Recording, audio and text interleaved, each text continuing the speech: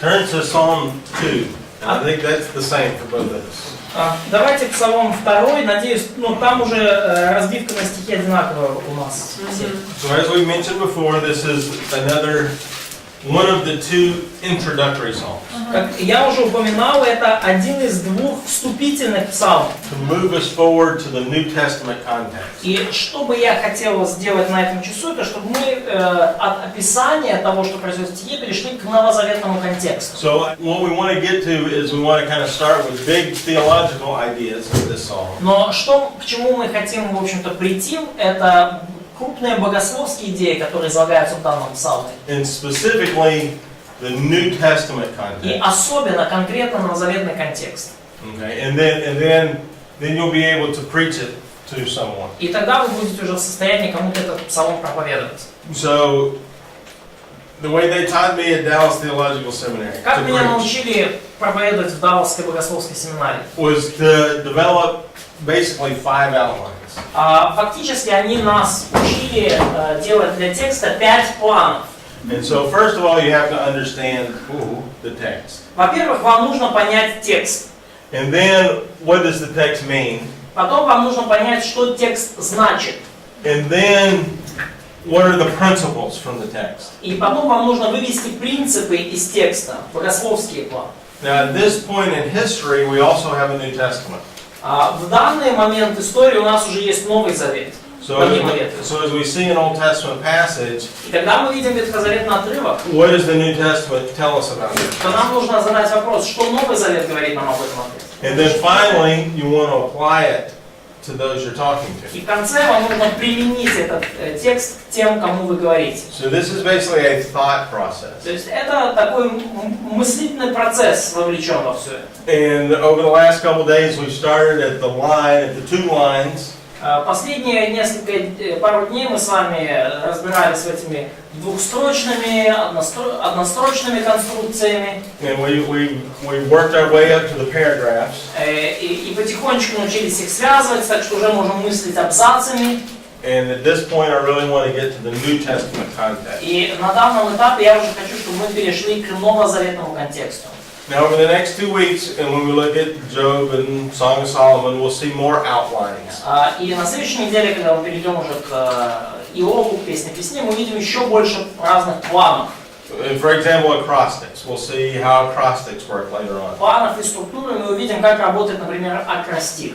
So we'll keep adding to what we've already talked about. Поэтому давайте потихонечку добавлять к тому, о чем мы уже говорили. So at this point in Psalm 2, spend about 5 minutes and load that information into your mind. Don't focus on the parallelism.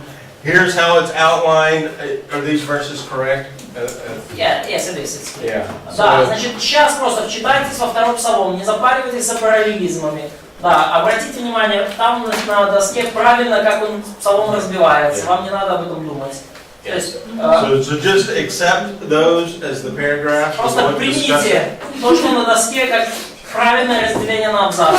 I want to get to the New Testament context. Ваша задача сейчас просто перечитать псалом. So here's basically our 4 paragraphs. Вот наши 4 ключевых абзаца, кратко охарактеризованные. Now you would make a whole sentence Вы, конечно, можете написать полное предложение. to describe this. For example, verses 1 through 3 is a description of the rebels. Например, стихи с 1 по 3 можно кратко охарактеризовать как описание бунтарей, мятежников. The nations are rebelling against the Lord and His anointed. Народы бунтуют против Господа и против Его помазанника. Verses 4 through 6, we now have a description of the Lord. Стихи с 4 по 6 сейчас описывают нам Господа. And here the Lord, as sovereign ruler of the earth, mocks the kings. И здесь мы видим, что Господь, который суверенным образом правит землей, Он смеется над царями. And then we have, now notice in your reading there, verse 6 changes person, changes speaker. И обратите внимание, в вашем прочтении в 6 стихе меняется лицо, от имени которого говорится, меняется говорящий. So the Lord in verse 6 has installed His king. В 6 стихе я помазал, я поставил царя моего. In Да. verse 7, that king Шестом now стихе. is speaking. А в 7 говорит уже сам царь. Okay, so here we have Господь сказал мне, ты сын мой, видите? a quotation from the Davidic king, or the son. И здесь мы видим уже провозглашение от имени сына или Давидового царя. And he speaks of universal dominion.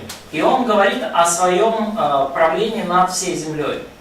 Now, in the final paragraph, we have an address to the rebels. И в последнем абзаце, 10-12, мы видим призыв к мятежникам.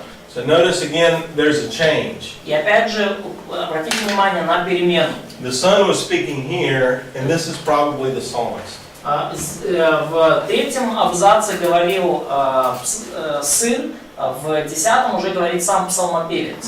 So rebels should submit to the Lord's authority. Итак, мятежники должны подчиниться власти Господа. Okay? So that's just our basic outline. And y'all can get that if you studied the passage. Это базовый план, и вы все можете это увидеть, если изучите внимательно. So now, in an interpretive outline, you may have something like this. Истолковательный план может звучать следующим образом. And you may combine these two here, and 1 through 6 would say something like, Вот эти два абзаца с 1 по 6 можно объединить во что-то подобное. the Lord is outraged by the nation's rebellion. Господь гневается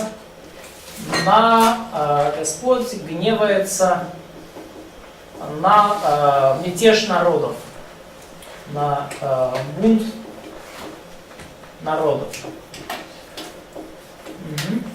And here, your interpretation would be И that здесь ваше истолкование может быть, например, the Davidic king's favored status makes it certain he will rule.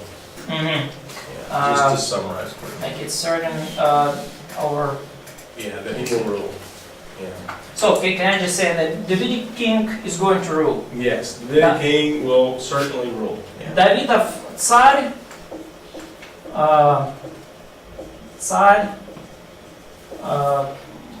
однозначно будет править над ними. Точно, да? Он будет править. Ну, окей, я знаю, что однозначно плохо ассоциируется, но точно. Просто мало места. Будет править. Окей? And then here, you may have something like, И здесь может быть, например, так. since the king will rule, nations should submit. Поскольку царь будет править, народы должны подчиниться. Поскольку царь будет править, народы должны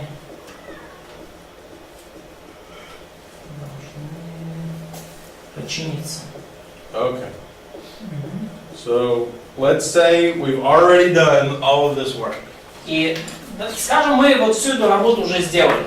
So just accept it. Don't worry how we got there. Just Да, то есть, как бы, вот, не переживайте, как мы сюда попали, вот представьте, что вы это все сделали.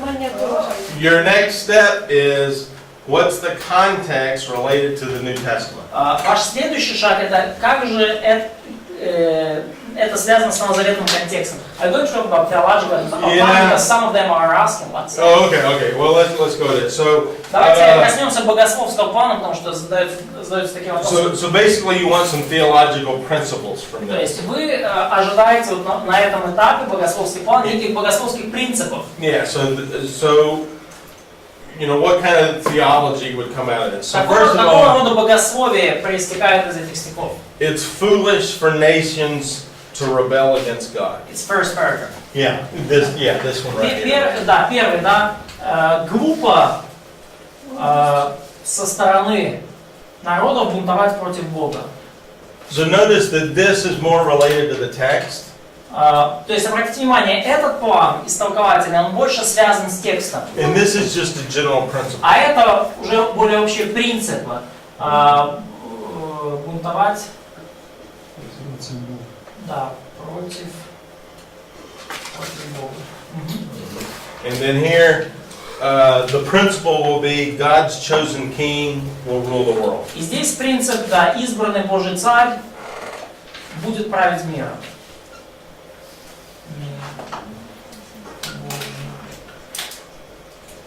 Царь.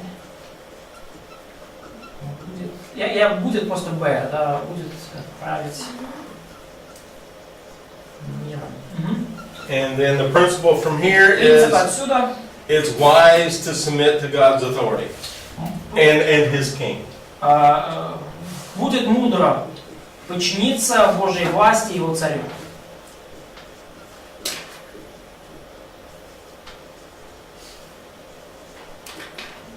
Божьей власти и Его царю. Okay, so now this is what we get from the Old Testament. Это то, что мы видим в самом Ветхом Завете. These are really good principles. Это очень хорошие принципы.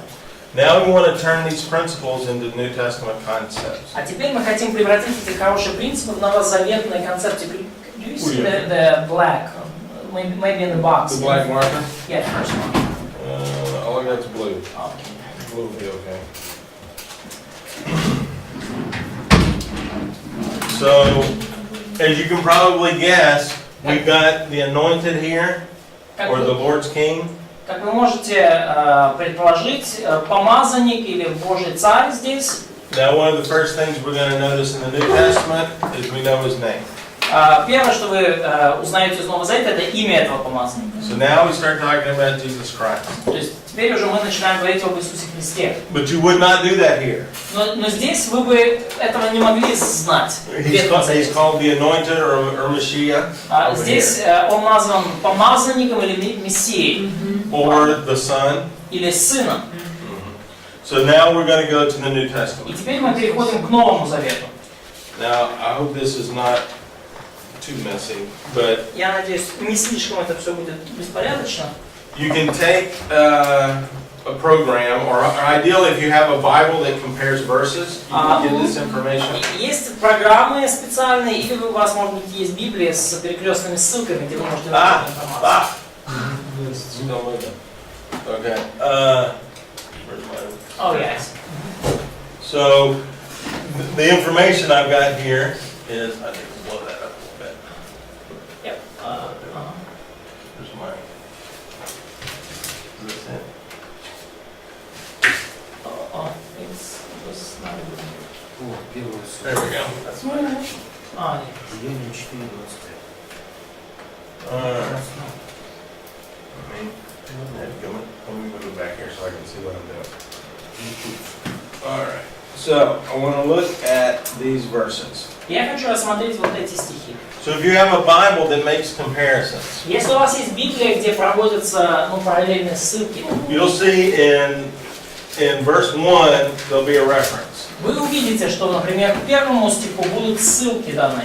So many of these verses in this psalm are referenced in the New Testament. То есть на многие из этих стихов, из этого псалма ссылается Новый Завет. So you're going to want to look those up and see what information you gain. И поэтому вам, наверное, было бы полезно заглянуть в эти ссылки и посмотреть, какую информацию вы можете там найти. So I want to walk through about 4 of these. И я хочу исследовать 4 ссылки из вышеперечисленных. And what we're going to find out is that this psalm has an eschatological pattern. И что мы видим? Что в этом псалме есть определенная эсхатологическая последовательность. Some of these verses have been fulfilled. Некоторые из этих стихов уже исполнились. Some of these verses have not been fulfilled. Некоторые из этих стихов еще не исполнились. And we can learn that by where we are in the New Testament. И мы можем это узнать, исходя из того, где мы сейчас, где мы в Новом Завете. So I'm going to hide this again. Поэтому я спрячу от вас эту ценнейшую And we're going to информацию. look up 4 of these verses just to go through the process. И мы рассмотрим 4 стиха из этого списка, просто чтобы увидеть весь процесс. And that's going to help us with our New Testament context. И это поможет нам с нашим новозаветным контекстом. So,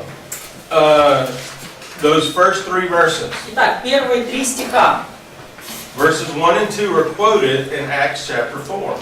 На первых стихи 1 и 2 цитируются в Деяниях 4 главе. So look at Acts 4:25. Посмотрите, Деяния 4 глава, 25 стих. «И устами отца нашего Давида, раба твоего, сказал Духом Святым, что готовятся язычники и народы замышляют тщетно. Восстали цари земные, и князи собирались вместе на Господа и на Христа Его». Now the context of this passage is Peter's sermon. Контекст этого отрывка — это проповедь Петра. And he makes this sermon after the resurrection. И эту проповедь он провозглашает уже после воскресения Иисуса. And he's accusing the leaders of both Rome and Israel of crucifying the Savior. И он обвиняет руководителей и Рима, и Израиля в том, что они распяли Мессию.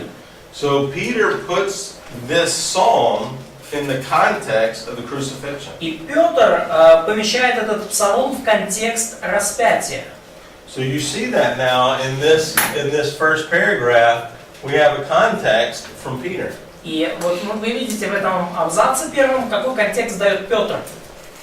And that's going to help us in our outline of this psalm. И это поможет нам сделать план данного псалма. So obviously, one of the rebellions against the Lord is the crucifixion. Очевидно, одним из проявлений мятежа народов против Господа будет распятие Иисуса. I would say that's not too surprising. Я думаю, что это не особо удивительно ни для кого здесь. Now, when we get to this third paragraph, А когда мы доходим до этого третьего абзаца, this is the interesting one. Read these verses again, 7 through 9. здесь вообще интересно. Прочтите еще раз эти стихи с 7 по 9. We've got a division in the middle of these verses. Посреди этих стихов есть разделение. So if you look at Acts 13:33, Посмотрите, пожалуйста, Деяния 13:33.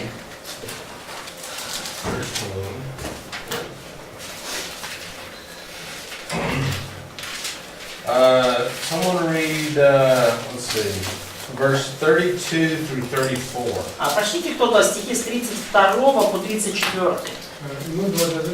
Мы благовествуем вам, что обетование, данное Отцам, Бог исполнил нам, детям их, воскресили Иисуса. Так и во втором псалме написано: «Ты, сын мой, я ныне родил тебя». А что воскресил его из мертвых, так он уже не обратится в тление. Об этом сказал так: «Я дам вам милости, обещанные Давиду верно». So, on Paul's first missionary journey, Итак, в первом миссионерском путешествии Павла he quotes verse 7 он цитирует в проповеди стих 7 as being fulfilled at the resurrection. и говорит, что этот стих исполнился при воскресении. So now we have a context of where we are in this psalm. И теперь у нас уже есть некий контекст, где мы в этом псалме. Yeah, so put verse 7 in Acts 13:33 and fulfilled. Can I make it this like cross or? Sure. Yeah, there you go. Yep. Maybe a little shorthand note there. Да, понятно, что это воскресенье? That's fulfilled. Нет. А что это? Открытая могила. Oh, that's resurrection. That's the tomb. Это камень, да? Меня выгнали из художественной школы. Я тебя принимаю обратно. Я сразу понял, что это. Как раз таки солнышко. Да, и зарисуй там. So now we have verses 8 and 9. Но теперь стихи 8 и 9, посмотрите, пожалуйста. The Lord is speaking to the anointed. Господь говорит помазаннику, That I will give you the nations as an inheritance. что я дам тебе народы во владение. We also have reference to Наследие. quotations here. И также у нас есть ссылки на эту цитату. So if you look at Revelation 2:26 and 27. Посмотрите, пожалуйста, Откровение 2 глава, 26-27. Откровение 2, 26-27. Now the context here is John speaking to, or actually the Lord himself speaking to the churches, the 7 churches. И контекст здесь, во второй главе Откровения, это то, что сам Господь через Иоанна обращается к 7 церквям. And to the church at Thyatira, he says, if somebody would read verses 25 through 28. И в церкви в Фиатире он говорит следующее. Прочтите, пожалуйста, стихи с 25 по 28. Это какой главы? 2 глава, с 25 по 28 стих книги Откровения. Тільки те, що ви маєте, тримайте, аж поки прийду. А переможцеві тому, хто аж до кінця додержує мої вчинки, я дам йому владу над поганими. І буде пасти їх залізним жезлом. Вони немов глиняний посуд покрушаться, як і я одержав владу від свого Отця. І дам я йому зорю до світу.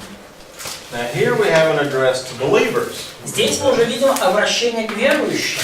So apparently believers will share in this inheritance. Очевидно, верующие как-то получат свою долю в этом наследии. Now look at the verb tense. Посмотрите на время глаголов.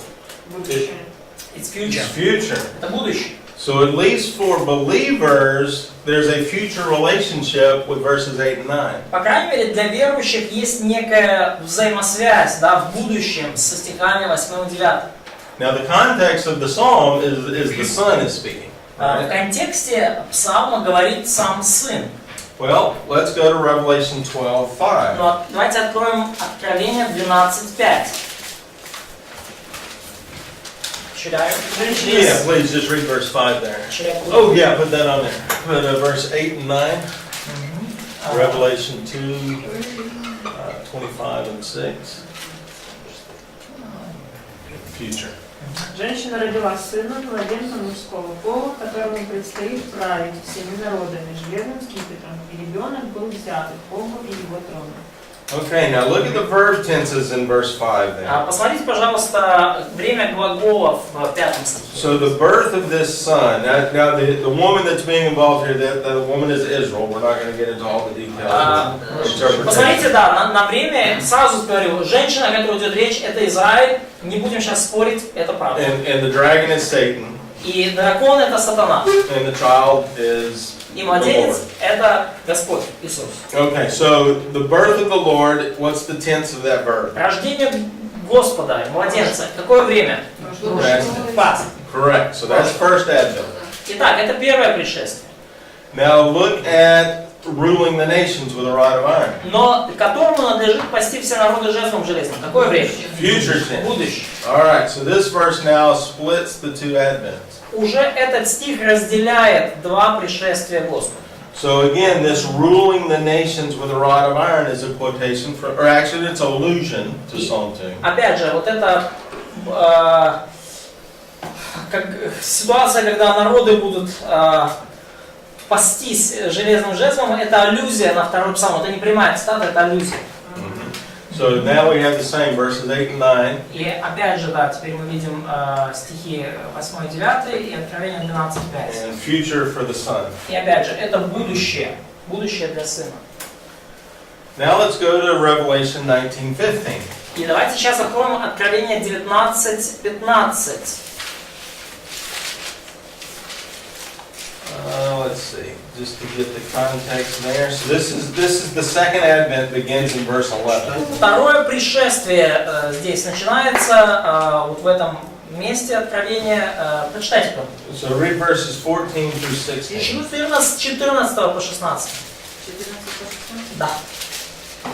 И воинства небесные следовали за ним на конях белых, облаченные в весон белые чистые. Из уст же его исходит острый меч, чтобы им поражать народы. Он пасет их жезлом железным. Он топчет точила на ярости и гнева Бога Вседержителя. На одежде и на бедре его написано имя, Царь царей и Господь Господь. Okay, now the context of this passage. Итак, контекст этого отрывка. So we've had the 7 years of tribulation 7 лет скорби. through the first 18 chapters. Первые 18 глав описывают. Chapter 19, now we have the second advent. 19 глава описывает уже второе пришествие. Now in verse 14 we have armies in linen coming back with the Lord. В стихе 14 описываются небесные воинства, облеченные в весон, то есть в лен, чистый белый. Now we can probably connect that with what we just read about believers in chapter 2. Я думаю, что мы можем связать это как-то с тем, что мы только что читали о верующих во второй главе. Будущее верующих. Здесь у нас будущее сына. Сына. Это мы еще все к этому вот второму. Да, мы все еще к этому второму. Так, значит, Откровение 19:4.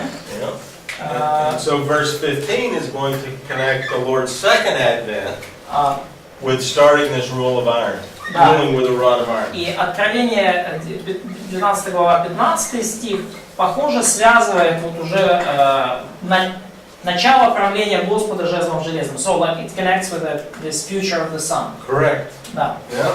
And then verse 16 lets us know that this is the King of Kings, the Lord of Lords. И 16 стих показывает нам, что Он и есть Царь царей, Господь господствующий. So this verifies that this is the son of Psalm 2. И это дает нам понять, это подтверждает тот факт, что это тот самый царь из второго псалма. So as we've taken an Old Testament passage. И когда мы берем таким образом ветхозаветный отрывок And we've analyzed it. и анализируем его, And we put it into paragraphs. и раскладываем на абзац, Now we've interpreted it from an Old Testament perspective. то есть мы изначально истолковывали его с точки зрения Ветхого Завета. And we've come up with principles. И выяснили некие принципы важные. Now let's look at these principles in light of the New Testament. Посмотрим на эти принципы глазами Нового Завета. So, these principles now would be, we should do these things.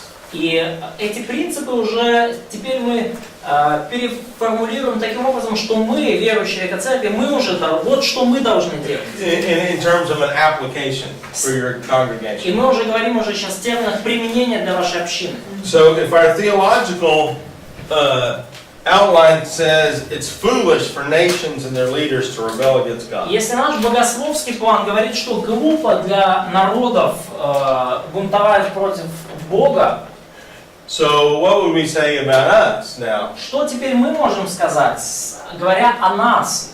Вообще людям глупо. It's foolish for any person, for all people to rebel against God. Right, but we would want to say it, we should not rebel against God or His anointed. Да, но теперь можно сказать, что для нас, нам не нужно бунтовать против Бога и Его помазанника. Для нас это глупо. So that would give you your first preaching point И there. вот это ваш первый, так сказать, пункт проповеди. Can I just make it Sure, yeah. Да, проповедь нас здесь, как бы, да, So we should not rebel against God or Jesus, because we can use Jesus now.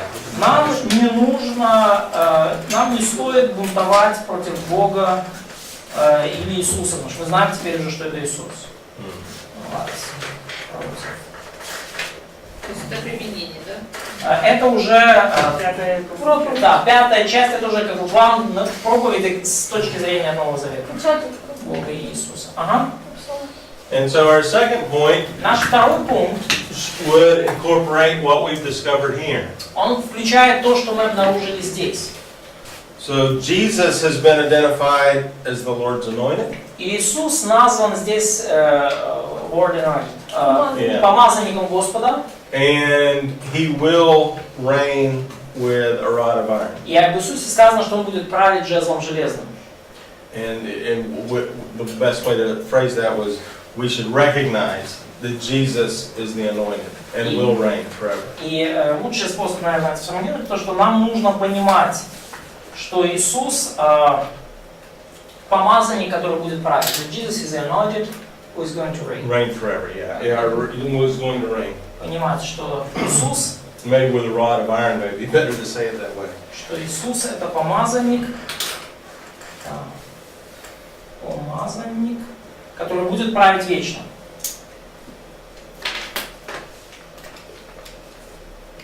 So we should recognize that Jesus is anointed, who is going to rule forever. Should we add like are you going to rule with him, or it's too much? Sure, and that may be a secondary point there. Да, и может быть вторичный пункт здесь это то, что мы будем править с ним. And we got that from a New Testament interpretation of this psalm. И мы уже этот пункт взяли из новозаветного истолкования данного псалма. И мы будем править с ним. And you may combine that with your third point И вы here, можете это связать это с вашим третьим пунктом. is we should submit to God and to Jesus. что нам нужно подчиниться Богу и Иисусу. Or maybe we should submit to God by acknowledging Jesus. Или нам нужно подчиниться Богу, признав Иисуса. And you could get into the details of those last verses that foolishness will be punished and obedience will be blessed. И вы можете немножко раскрыть в деталях концовку псалма, да, что глупость будет наказана, а послушание будет благословено. Глупость накажется, послушание благословится. But this is basically the process that you would want to go through preaching a particular psalm. И вот это процесс, через который вам нужно проходить, когда вы проповедуете по какому-то конкретному псалму. You want to understand the thought process of Hebrew poetry. Вам нужно, во-первых, понять, как мыслил автор вот этой еврейской поэзии, как он формулировал свою мысль. So you'd start with parallelism, Поэтому начинайте с параллелизмов, and then you would recognize the structure of that psalm. и потом от меньшего к большему пытаетесь увидеть глобальную структуру данного псалма. It may be chiastic structure. Там может быть хиастическая структура, то есть, It may be an acrostic structure. может быть там будет акростих. And hopefully we'll get some familiarity with structures of poetry. И я надеюсь, что со временем мы выработаем такое вот знакомство уже с разными поэтическими структурами, и вы научитесь их распознавать. And then you want to interpret that. И далее вы истолковываете это. And that just demonstrates your understanding of what the text is saying. И ваше истолкование показывает то, насколько вы понимаете, что говорит текст. You interpret that from the verse from the Old Testament. Да, и вы это истолковываете, важный пункт, с точки зрения Ветхого Завета. Изначально. То есть изначально ваше истолкование это ветхозаветное. Then you want to run this through your theological filter. И потом вы то, что вы там истолковали и увидели, вы прогоняете через свою богословскую призму. So you're taking theology classes in other semesters, right? У вас будут, we have them all mixed up. Right. Да, у вас богословские курсы, как бы плавно перемешиваются с библейскими, поэтому, что-то у вас уже было. But that theology is going to inform this section right here. Но ваше богословие, так или иначе, оно поможет вам сделать правильные выводы в данной секции. But then you want to check your text for verse references to the New Но Testament. потом вам нужно проверить ваш текст на новозаветные ссылки. I mean, I would also recognize to the Old Testament if it's referring to the flood or to Moses, whatever. Да, ну и также, конечно, вы проверяете и на ветхозаветные какие-то аллюзии, потому что какие-то псалмы говорят о Моисее, о потопе и так далее. But you want to understand this in the context of the New Testament. Но вам желательно понять, особенно вот такие мессианские псалмы в контексте Нового Завета. And then finally, when you want to preach the psalm, you want to bring it down to this is what we should be doing. И в конечном счете, когда вы уже будете готовы проповедовать этот псалом, вам нужно это свести к тому, что мы должны делать. We should recognize Jesus, we should obey the Lord. Мы должны признать Иисуса тем, кто Он есть, мы должны повиноваться Господу. And so we don't necessarily want to leave it dry history. Мы не bring хотим, it forward. чтобы это все для наших слушателей осталось некой сухой, абстрактной историей. Мы хотим это принести в их жизнь, в их понимание. So are there any questions on this process? Есть какие-то вопросы по этому пятиходовому процессу? Нет. No. А можно что-то подобное делать с Новым Заветом, отрезая старый? Could we do some kind of the same process when we teach on the New Testament, but we connect it, we see that through Old Testament lens?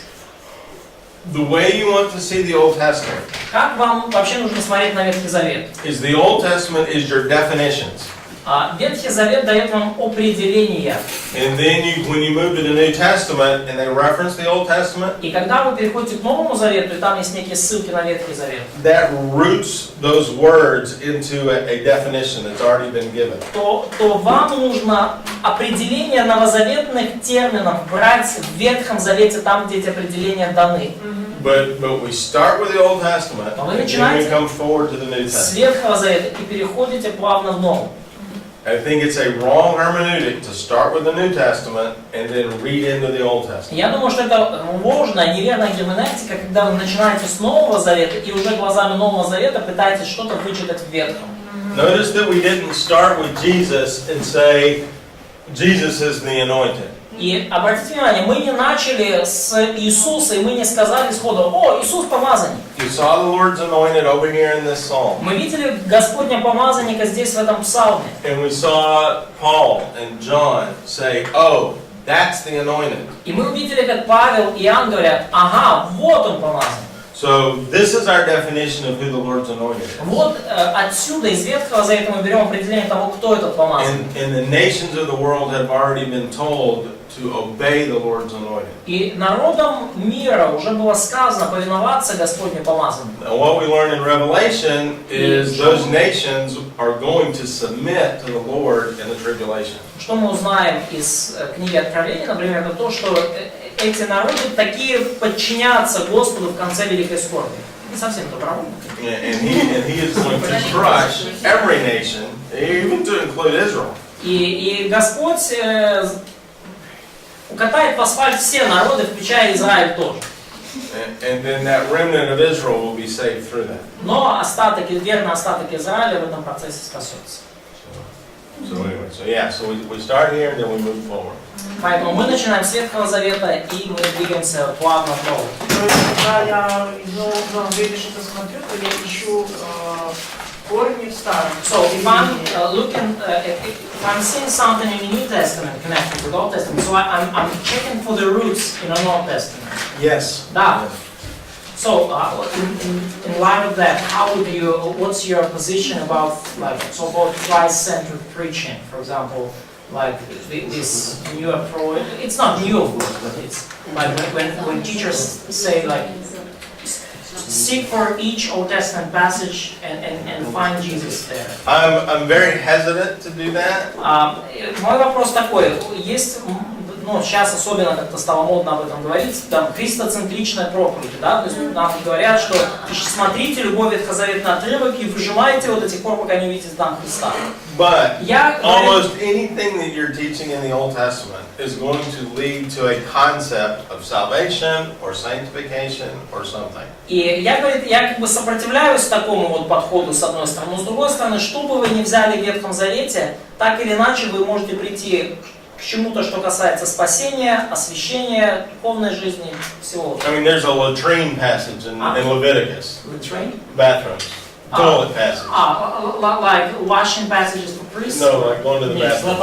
Да, есть вот эти туалетные отрывки в книге Левит, да, хождение с лопаткой, да. Well, from that passage you can say the Lord hates uncleanliness. И из этого отрывка вы можете увидеть, что Господь ненавидит нечистоту. You can also connect that to the prophets that say that our works are as filthy rags. Вы можете также связать это с пророками, которые говорили, что дела наши как запачканная одежда. And our sins make us dirty. И грехи наши загрязняют нас. And God has always wanted a separation from the unclean. И Бог всегда хочет, чтобы нечистота была отделена. So yes, you can do that, but you don't want to say the latrines of the Old Testament speak of Christ. Да, поэтому, конечно, вы хотите увидеть вот эти применения из Ветхого Завета, но не надо выжимать до тех пор, что вы скажете, что эти туалетные отрывки Нового Завета, Ветхого Завета говорят так. Don't get too quick on that jump. То есть не делайте этот прыжок так быстро.